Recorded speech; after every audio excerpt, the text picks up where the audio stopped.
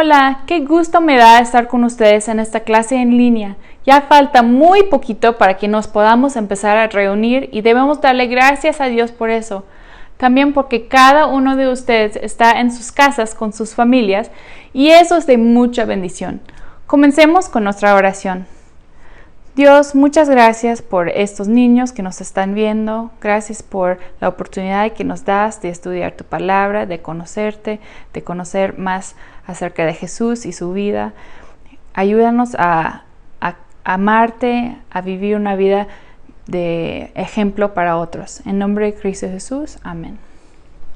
¿Recuerdas lo que vimos en la última clase? Pedro le falló a Jesús 3 veces al decir que no lo conocía, cuando en realidad era uno de sus discípulos y amigos. A pesar de esto, Jesús no le dejó de amar, al contrario, lo perdonó. Y esto fue lo que pasó.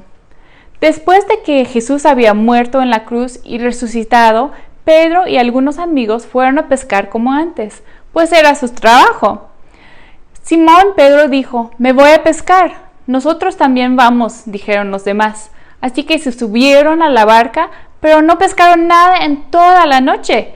Al amanecer apareció Jesús en la playa, pero los discípulos no podían ver quién era. Entonces Jesús les preguntó: «Amigos, ¿pescaron algo?». «No», contestaron ellos. Entonces él dijo: «Echen la red a la derecha de la barca y tendrán pesca». Ellos lo hicieron y no podían sacar la red por la gran cantidad de peces que contenía. ¿No te suena familiar esta historia? Este milagro Jesús ya lo había hecho con ellos cuando los llamó a ser pescadores de hombres. Entonces el discípulo a quien amaba a Jesús le dijo a Pedro: «¡Es el Señor Jesús!». Cuando Simón Pedro oyó que era Jesús, se puso la túnica porque se la había quitado para trabajar. Se tiró al agua y se dirigió hacia la orilla. Los demás que se quedaron en la barca arrastraron la pesada red llena de pescados hasta la orilla de la playa. Cuando llegaron, encontraron la comida preparada para ellos. Era pescado y pan. Entonces Jesús dijo: «Traigan algunos de los pescados que acaban de sacar». Por lo que Pedro subió a la barca y arrastró la red hasta la orilla. Había 153 peces grandes y aún así la red no se había roto. Luego dijo a Jesús: «Ahora acérquense y coman». Y ninguno de los discípulos se atrevió a preguntarle: «¿Quién eres?», porque todos sabían que era el Señor Jesús. Entonces Jesús les sirvió el pan y el pescado. Esa fue la tercera vez que se apareció a sus discípulos después de haber resucitado de los muertos. Después de esta comida, Jesús le preguntó a Pedro: «¿Me amas más que a estos?». Jesús se refería a los peces, porque cuando murió Jesús, Pedro volvió a su trabajo normal de pescador y Jesús quería hacerle ver a Pedro que era necesario amarlo más que a todas las cosas, como lo dice el primer mandamiento. Piensa, ¿qué le dirías a Jesús si te preguntara si lo amas más que a todas las cosas? En este caso, Pedro fue muy honesto y contestó: «Sí, Señor, tú sabes que te quiero». Al responderle con otra palabra, Pedro aceptaba su amor por Jesús, pero seguramente se sentían aún avergonzado por haberlo negado. Por eso no pudo decir «sí te amo» y lo cambió por un «te quiero». Después de su respuesta, Jesús le dijo: «Entonces alimenta a mis ovejas». ¿Qué quiso decir con alimenta a mis ovejas? Para Dios, los que hemos creído en el Evangelio somos como ovejas. Le pertenecemos a Él y Él es el cuidador de las ovejas. A los cuidadores de ovejas se les llama pastores.